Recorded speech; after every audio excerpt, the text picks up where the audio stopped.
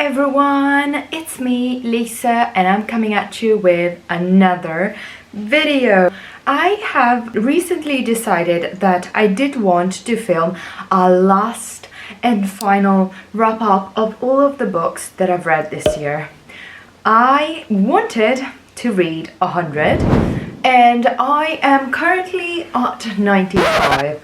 I am reading other things that I do wish to finish by the end of the year. I am still trying to finish The Dangers of Smoking in Bed, and I'm also trying to finish Ali Abdaal's new book. I still have Salem's Lot going on, and I don't know if I will be finishing that one. Maybe it will be one of the first ones of next year. But I have prepared a really cool template that I'm super buzzed to get into. So let's start overviewing what it is and let's get into it.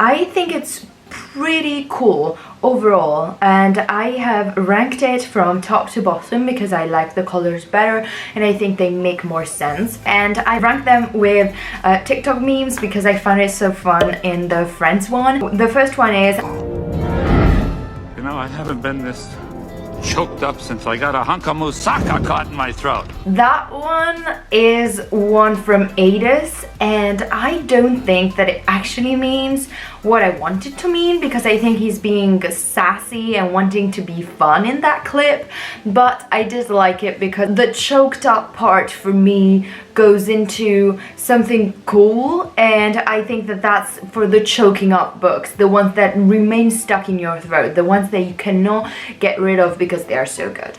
Then I have, Hey, I'm ready. How do I look? Fine, now let's go. Fine, I need gorgeous. I'm changing. I think was so fun because it's just not the best. It's almost the best, but not quite.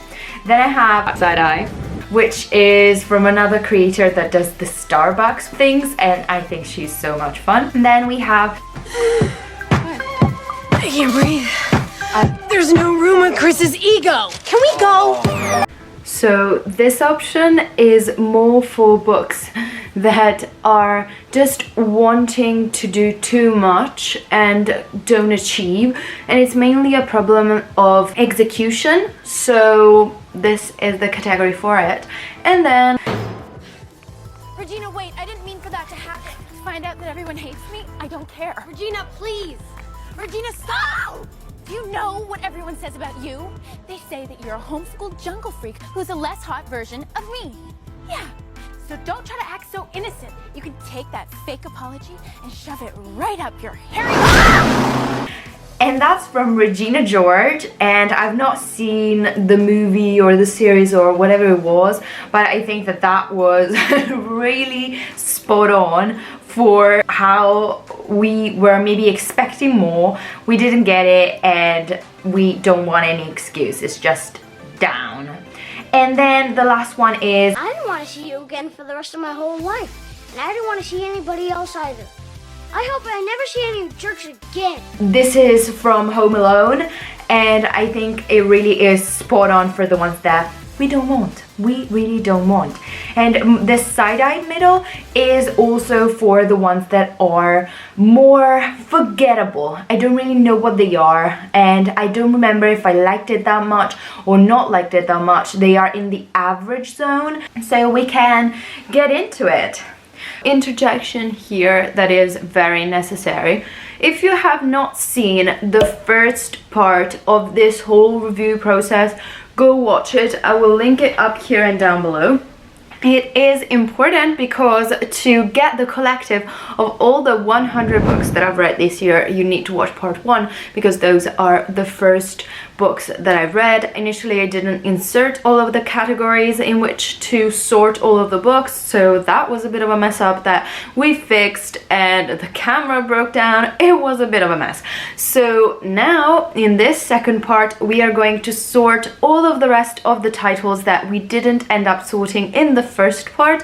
I'm very excited. I think that this is such a massive achievement, but the sole reason why I didn't do this video last year was because it takes ages to edit. So, well, let's get into it. The Exorcist. Was it because it was old? I think it was deeply okay. Side-eyed. Deeply okay. I didn't feel scared by that. It was okay. It was part of my Halloween reads. Didn't fall head over heels over it. Right, burning things, we have to put it up because this book for me was gorgeous.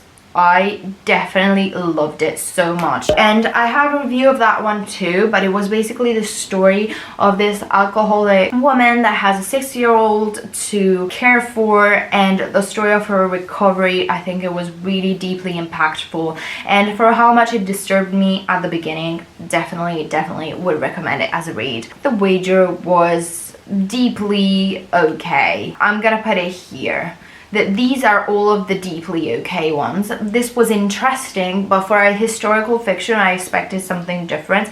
It's really historical and really little fiction. So if that's what you enjoy, you will definitely enjoy The Wager. The Most Efficient Murder, surprisingly, I really liked this thriller. It was one that I got through NetGalley, and it was really cool. So I'm gonna put it here because I definitely did not dislike it. It was set in, I think, 1900s, 1800s, around that. It has the big mansion mystery. I really like that. Then we have the Dark Shore series. I liked this one. I liked it very much. I like Danielle L. Jensen.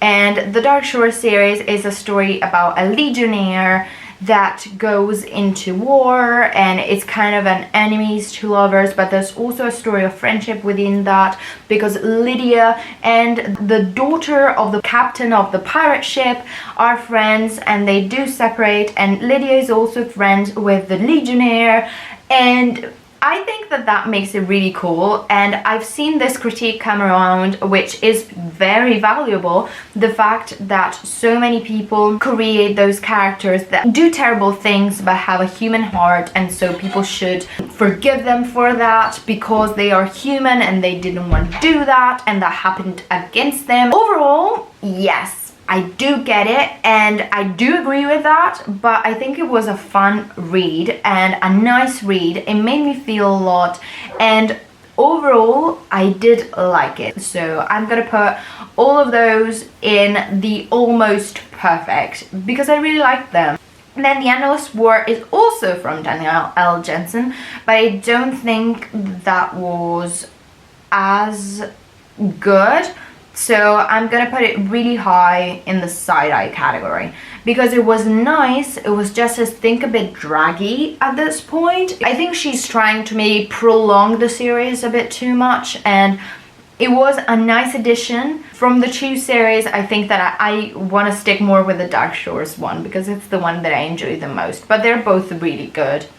Then Earth Sucks was another sci-fi that I really did enjoy, so I'm gonna put it in the high category of the side-eye. It was a sci-fi about aliens invading the Earth and what they do to humans and how humans try to escape. And why I didn't love it was because when the main character comes around, everyone is ready to escape. They were just waiting for him, and well, my god. The Chosen One story, for me, tends to be hard to accept when it's locked on you without real reason behind it. And that is how this one felt to me. But it was not bad. So if you like sci-fi, you're gonna probably like this one. Okay, The Other World. I have a full review of this one that a lot of people are watching. People agreed with, people didn't.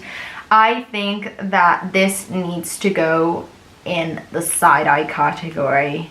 Not at the very end, but like around here. Because that book was, I think, trying to do quite a lot, but it wanted to have a fairy tale vibe to it that felt so unrealistic. And from a very strong start, we ended up in the banal. We ended up in something that was a bit not explained, not great, didn't love it. Kind of fell flat for me, but you can see the full review, you're gonna enjoy it.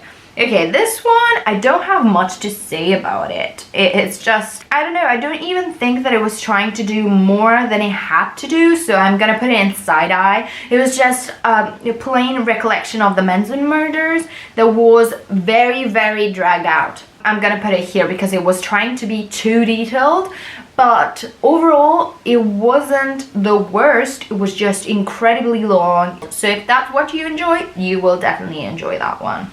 Then the Venice Sketchbook, very surprisingly I liked this book, and I wasn't expecting to. It was one to win something for one of my various Kindle things. I definitely liked this one. I think I'm gonna put it here because it was emotional. It was going as well back and forth, present story, past story, but I think I really did it in a tasteful way. I really liked it, so definitely side-eyeing it. Okay, no, I cannot side-eye it because it was not that bad. I actually did enjoy it much more than other stuff that is in this category. Then let's go on. Hellbent by Leigh Bardugo. I think this one we have to put around here because he wanted to be creative and cool, but what I found was that the group of people that was engaged with the main plot was very confusing. The book relied a lot on the previous book that I have here because I've reread, and I didn't dislike it as much as I disliked it the first time, so I think I'm gonna side-eye it. I'm gonna side-eye both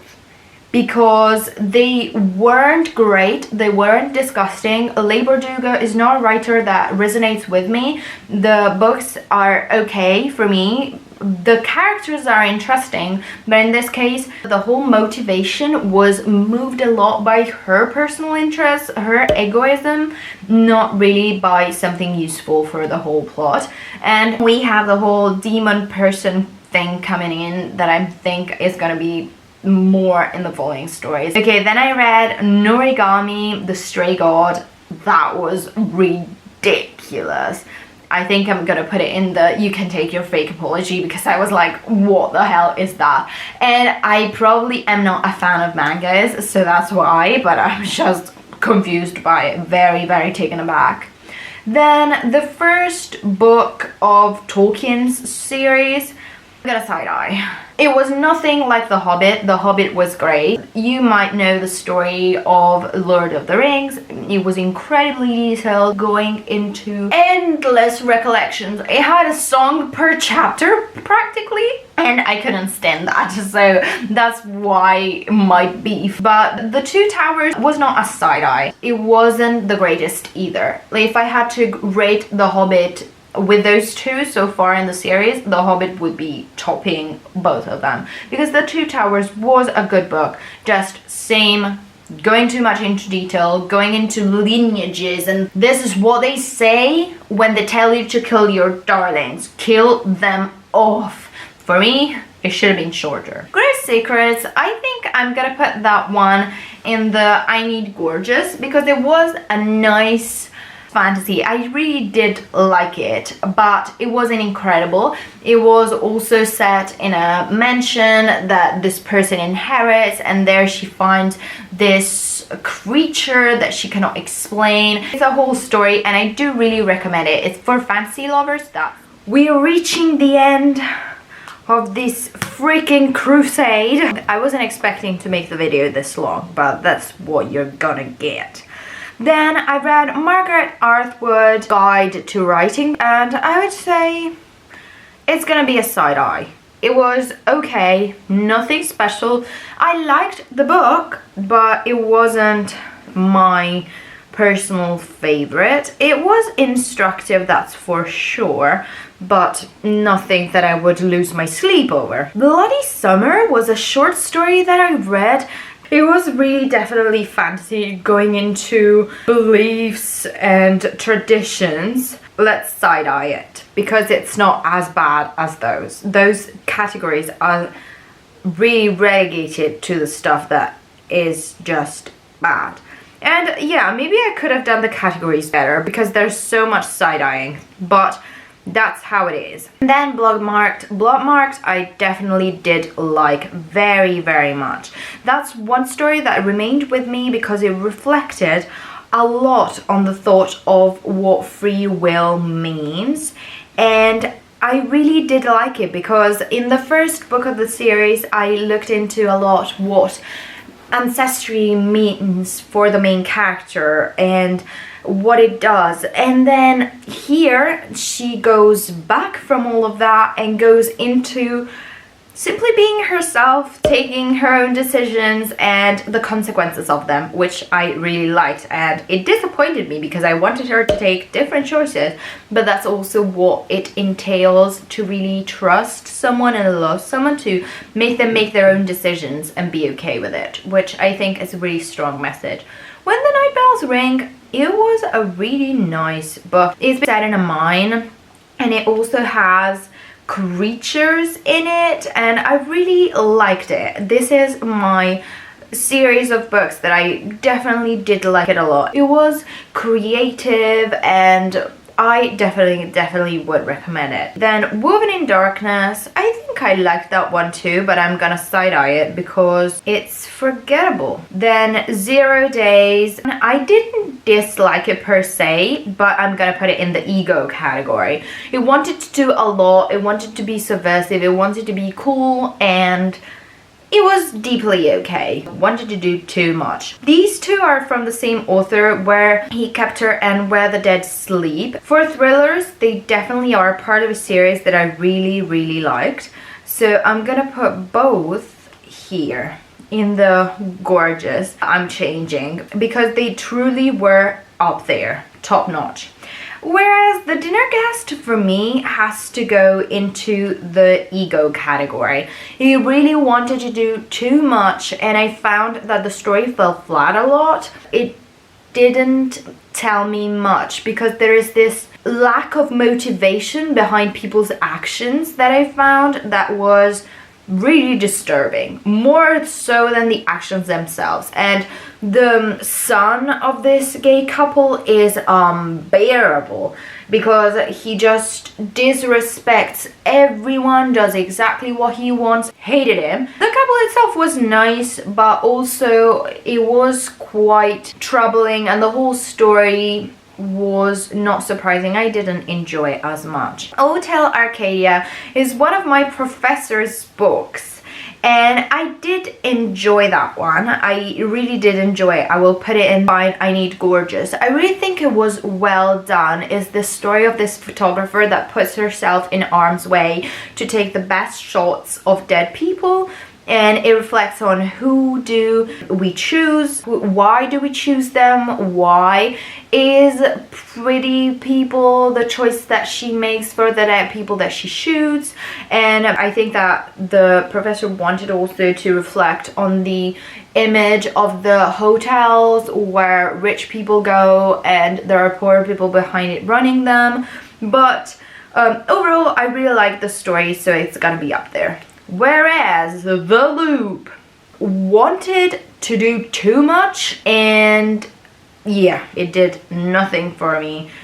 Didn't like it, wasn't special, the idea was deeply okay, and I didn't enjoy the story as much. The House Across the Lake, it wasn't bad per se, but it wanted to do more than it did. I think it was an okay book. It has something to do with supernatural, and the story in itself was not bad, but it wanted to do more than it could do.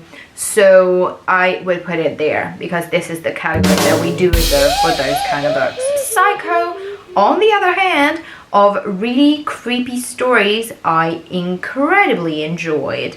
I think that that was really well done. I'm gonna put it up because it was stuck in my mind.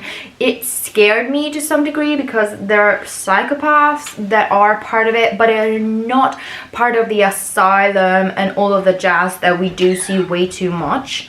And it was really cool, and I think that being in the mind of the depraved son and the depraved mother was absolutely gorgeously done. So I definitely did love that.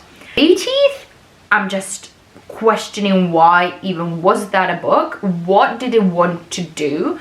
so confused, so freaking confused. I need to put out the review of all of these books that I read. I need to upgrade The Loop to Was Trying to Do Too Much, and then The House Across the Lake to the Deeply Okay category, because I'm thinking about other books that are in that category that deserve to be lower. So we have in that same category The Ruins, and The Ruins definitely can take the fake apology back because we don't want it. We don't want any fake apology from The Ruins. I'm deeply confused by the story, like what's the point of it? I thought that it was a story about how nature wins overall and all of that, but it was just so deeply weird that I don't even know if I can class it as such. So just why that one too? It was not bad, but it wasn't great. Yeah, let's put them both in the trying to do too much with so little explanation. It's just perplexing and weird.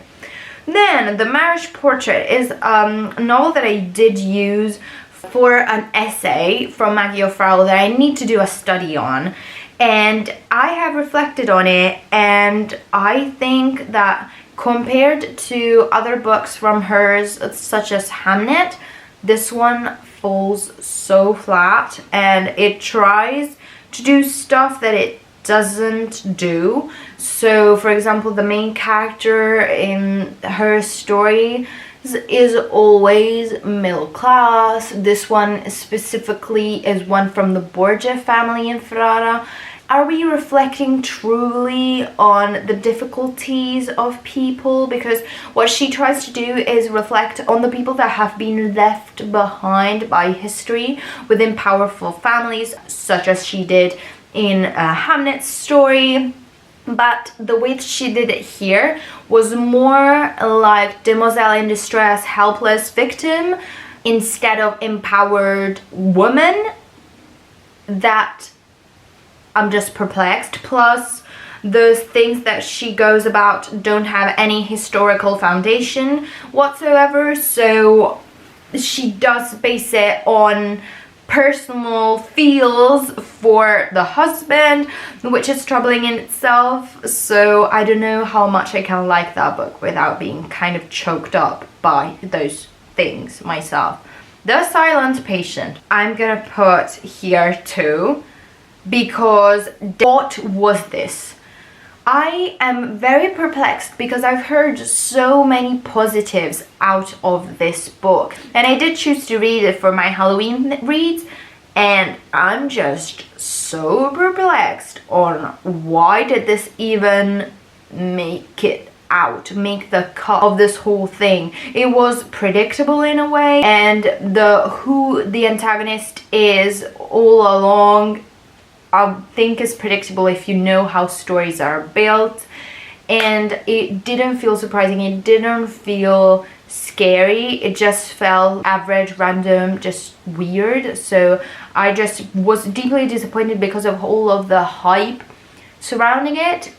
That for me didn't make it. Then Iron Flame, we must be downgrading from Fourth Wing, even though I did like the book better. So I think we're gonna put it in the same category, side-eyeing it, because this second installment really wanted to create things out of nothing, like contrast between the characters. I didn't per se dislike the fact that they go into fights, but my point was, why is Xaden so annoying, so deliberately annoying, and knowing that he should be honest in the relationship and stuff and not being so because of all of the reasons that he put forth.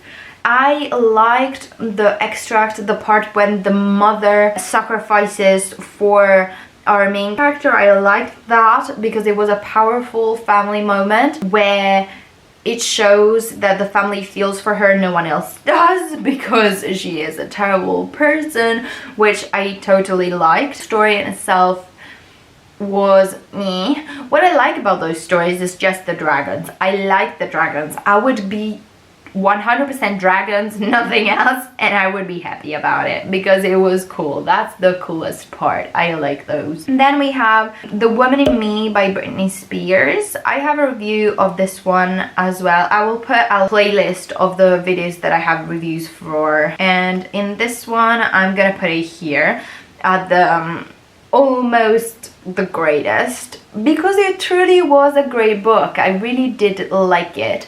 I resonated with some ideas. I think that she also went through a lot of terrible things that discovering them really was troubling, but I think that it opens up the possibility to be able to talk about what's going on in those industries, what the families of those who are young and able to deal with that money do in order to put them in situations where they benefit from it, which was heartbreaking but also so real. So I really did like that, and it reflects on so many things.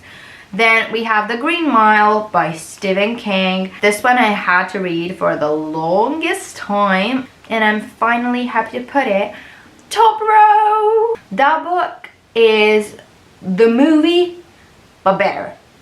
It's so heart-wrenching, and Stephen King is not afraid to go there. And I don't know if you know what I mean, but it's where people wouldn't touch it. In those places where it's not just for the show, he keeps it real.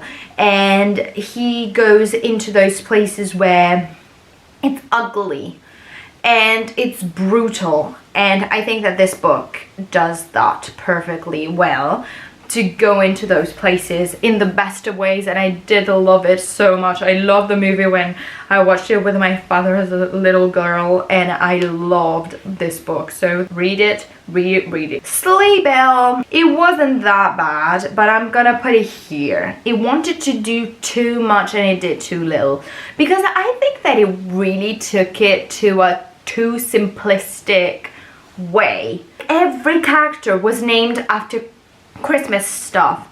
Jake Frost is the beastly one, and it kind of wants to be a rip-off of Beauty and the Beast. Completely fails at it, and wants to have the winter vibes, but it chokes them down your throat. By the end, I think that you're so choked up by Christmas stuff that you don't want to deal with it anymore. In the overall rest of the story, I found the main character to be quite childish, and I couldn't really stand her until the last part of the book, where she kind of became better. Those female main characters that want to save the world and change everything, that goes into a house and wants to overthrow other people, and then all of the discourses of we have been missing out so much. I'm choking up just by telling you this. I can't. Then The Secret of Elephants. I really liked this one. This one was another one from NetGalley that I'm gonna put here. They are no longer in order. I couldn't be able to put all of these books in order, but it's almost greatest. I really found that having an Indian author narrate an Indian story was really cool. I think that it reflected, for example, on values of family that are really unfamiliar to me, because, for example, they do discover that they have family in Africa and just go visit. Everything paid, expenses, everything, because it's family. It's not really how I act with my family, and it really feels like something that I'm missing out of. And then the husband's story is quite horrific, but it overall has a good resolution. I really did like it. Elon Musk's book, I will review that, and I will side-eye it. It was okay. It wasn't incredible. It wasn't meant to be, because it was a straight up biography written by someone else that went into a lot of the things that he did, a lot of the technology he developed, the fact that he's excessive and everything. I don't mind it. It wasn't the greatest, it's just deeply okay. Ooh, this one, Please Write, is another one that comes from the NetGalley one, and I think I have to put it here just because the ideas were really cute, and I think for a children's book it's really nice. It's just weird. The dogs can type on the typewriter and they write letters to the grandma, And the overall story has a nice final message, and it does touch into the more serious matters through the eyes of those dogs that are quite sweet. I think that it did achieve what it wanted to do. It was just a bit annoying because from the point of view of those dogs, it was a bit just a bit weird. We have this story from Charles Yu that I don't remember at all what happened in. I'll say that it should go here. The Seven Husbands of Evelyn Hugo, definitely up there. Would I define it one of my favorite reads?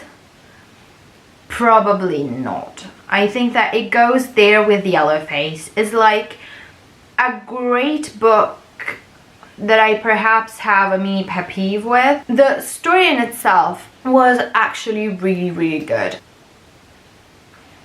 No, I cannot find any fault in it, so it must go up. The story in itself, I think it was written lightly while maintaining seriousness in itself. The star is really fun, I think, to be around. The main character is cool to be around, and I think that it makes you remain thinking when you leave the story, and there's this final choice by the main character to let the star be and let her do what she will, even though she knows what will happen and it's not great, and she wants to stop it but she doesn't. And I think that that was a really powerful reflection. It goes into the reflections of what love is, what love can be considered to be. And I think that it also looks into marriage and being opportunistic when it benefits the characters. And in this case, it's a female main character that is very opportunistic, very unapologetic. I sympathize more with her love interest than herself, because she did do something unforgivable, and I know that the overall message is don't waste your time with pointless things and be with the person you love, kind of thing. But I don't know, I think it takes a lot of courage if you get betrayed or you are on the receiving end of having someone else do some things for your relationship that you don't deem acceptable, like having sex with someone else to kind of protect your ass, which I would agree with that. This book I have already categorized. It just came up again, and let's leave it there. And the last one that I did read so far, we're still the 28th, so technically I have 3 days to read a bit more, is Ali Abdaal's Feel Good Productivity, that you will see a review for as well in this channel and other videos made on it. I really didn't dislike this one. I think it's gonna go very up there. I think it really made me reflect a lot on what it means to be productive, why you are productive, and why do you want all of that. Any recommendation from this section and this section you can take and enjoy.